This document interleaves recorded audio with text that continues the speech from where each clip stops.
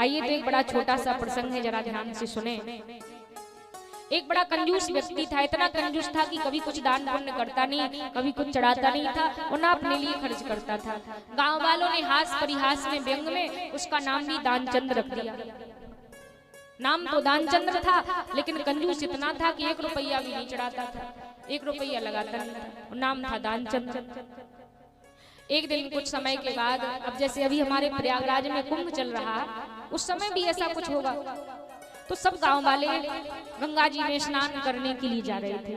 उसकी पत्नी ने कहा कि स्वामी देखिए पूरा गांव जा रहा है, आप पुण्य धर्म तो कभी कुछ करते नहीं हो, बूढ़े हो गए, मरने का समय आ गया, तो पुण्य धर्म नहीं करोगे तो मर जाओगे, और फिर यमराज जी वहां पर पूछेंगे कि क्या किया, तो कहेंगे कि जिंदगी भर बस पैसा जोड़ा और 90% बातें की।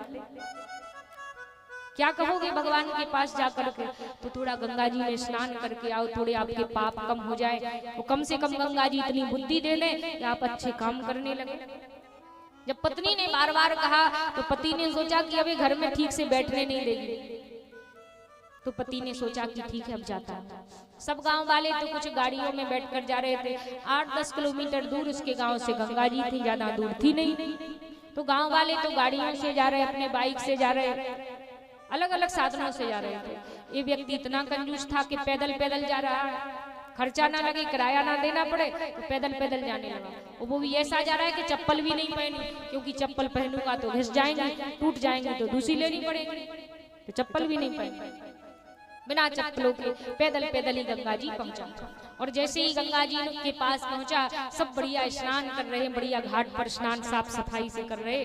इसने सोचा कि क्या करूं, अगर इसी घाट पर स्नान करने लगा तो पंडा आ जाएंगे, और पंडा आ जाएंगे तो फिर पैसे मांगेंगे, उन्हें पैसे देने पड़ेंगे। अब पैसे खर्च करना तो चाहता नहीं था, तो उसने सोचा कि कहाँ स्नान करने के लिए जाए। तो सोचते सोचते मुर्दा घाट पर पहुंच गया, गंगा जी के पास भी पहुंचा, मुर्दा घाट पर पहुंचा।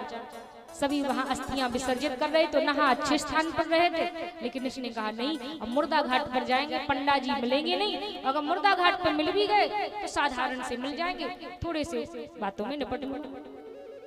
तो मुर्दा घाट पर पहुंचा। आज स्नान करने के लिए गंगा जी ने उस मुर्दा घाट से प्रवेश किया, स्नान कर ही रहा था और पंडा जी तो थे नहीं। अब भगवान ने सोचा मुझे इसके साथ कुछ लीला करनी चाहिए, तो भगवान ही पंडा जी बन करके प्रकट हो गए। यजमान की जय हो। इसने देखा रे अभी तो कोई पंडा जी नहीं थे, सोच रहा था जल्दी जल्दी स्नान कर लूं, ये पंडा जी कहां से आ गए। जल्दी से जैसे ही जाने लगा, भगवान बोले कहाँ जा रहे हो? अरे पंडा जी को कुछ दान तो कर दो। और देखो मैं एक ऐसा संतोषी पंडा हूँ कि जिंदगी भर में, साल भर में केवल एक ही यजमान ऐसा देखता हूँ जो मेरे साल भर का कोटा पूरा कर दे। तो आज तुम ही मिले हो, तुम ही को पकड़ा है, अब तुम लाओ मेरे साल भर की कमाई, मुझे खाने पीने का मेरा सब खर्चा दो साल भर का। अब इसने सोचा कि क्या करे, मैंने तो सोचा कोई साधारण सा पंडा मिल जाएगा, थोड़े में निपट जाएगा, ये कैसा पंडा साल भर का मांगता।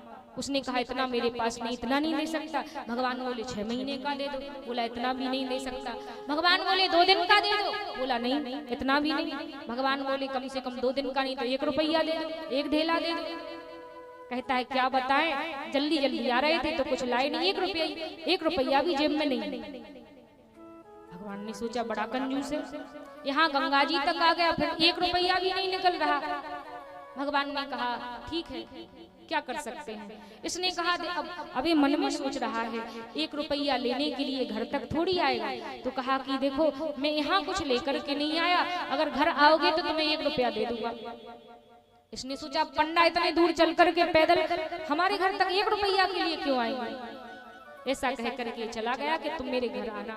भगवान ने सोचा ठीक है अब इसके साथ लीला तो करनी, पीछा छोड़ना नहीं। ये अपने घर पहुंचा ही था, अंदर गया, इतने में भगवान जी पीछे से पहुंचे पंडा का रूप धारण करके। वो बाहर से आवाज लगाई यजमान की जय हो। अब यजमान जी तो समझ गए कि वही पंडा जी है, वही आवाज है, पीछे पीछे आ गए। अपनी पत्नी से कहा जाओ जाकर के कह दो कि वो बीमार पड़ गए। अब पत्नी होगी कोई नाटक फाटक करने वाली, तो पहुंची और जाकर के कहा महाराज जी हमारे पतिदेव तो बड़े बीमार हो चुके हैं। अच्छा बीमार हो गए। अब भगवान ने कहा कि हमारा ही यजमान है, अब ऐसा करते उनको देख करके ही जाते, जब तक ठीक नहीं होते तब तक हम उनकी देख रेख करेंगे, आप अकेली इतना नहीं कर पाएंगे।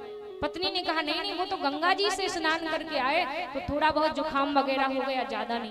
भगवान बोले नहीं, अब यजमान की चिंता हमारी चिंता, तो हम तो देख करके ही जाएंगे। पत्नी अंदर गई, कहती है कि वो तो कह रहे हैं कि हम तो यजमान को दवाई करवा कर देख कर जाएंगे, जब तक वो ठीक नहीं होगी।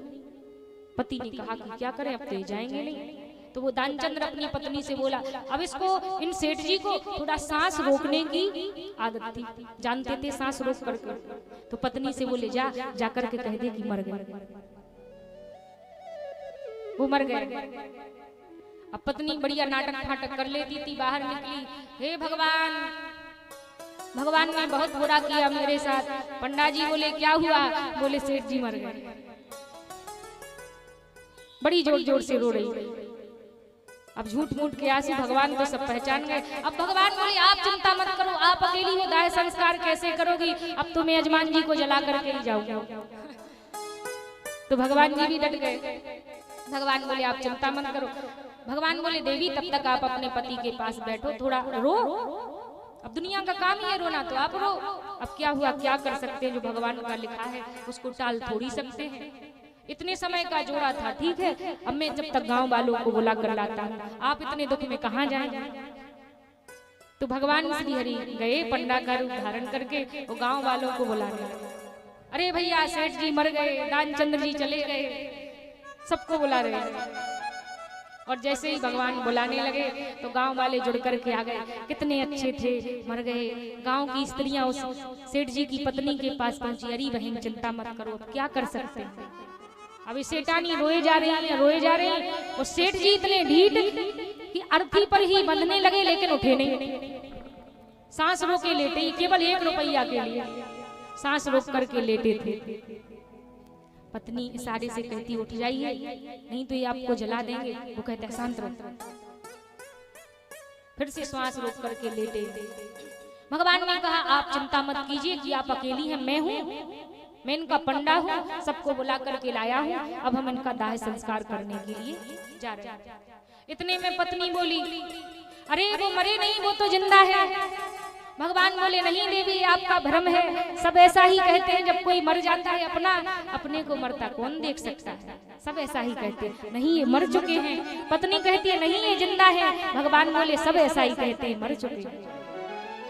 और जैसे ही उनको अर्थी पर बांध करके ले जाने लगे, और जैसे ही जलाने के लिए वहां पर रखा, गांव वाले थोड़े दूर खड़े हो गए। और पंडा यजमान से कहते हैं यजमान जी उठ जाइए, मैं भगवान विष्णु हूँ, जो मांगोगे दूंगा। और इस सेठ जी ने थोड़ा सा उस कफन में से आंख निकाल कर देखा, अरे ये तो वही पंडा है। तुरंत आंखें बंद करके फिर लेट। भगवान ने कहा बड़ा कंजूस व्यक्ति है। भगवान ने कहा देखो मैं कोई पंडा नहीं, मैं भगवान विष्णु हूँ, और अगर तुम सोच रहे हो कि मैं 1 रुपया मांगूंगा तो चिंता मत करो, मैं नहीं मांगूंगा। तुम भी, मैं तुमसे हार गया, तुम कुछ वरदान मांगो। भगवान ने कहा मांग ले वरदान कछु। अब भगवान कह रहे कुछ वरदान मांग लो, इसने और कुछ तो नहीं मांगा। भगवान ने कहा मांग ले वरदान कछु, तो बोला 1 पैसा दो छोड़। भगवान कह रहे वरदान मांग लो, कुछ अच्छा मांग लेता, तो कहता 1 पैसा दो छोड़। ऐसे ऐसे कंजूस व्यक्ति। ये तो हास परिहास की बातें हैं। आइए हम सभी पुनः भगवान श्री हरि की पावन कथा में प्रवेश करें।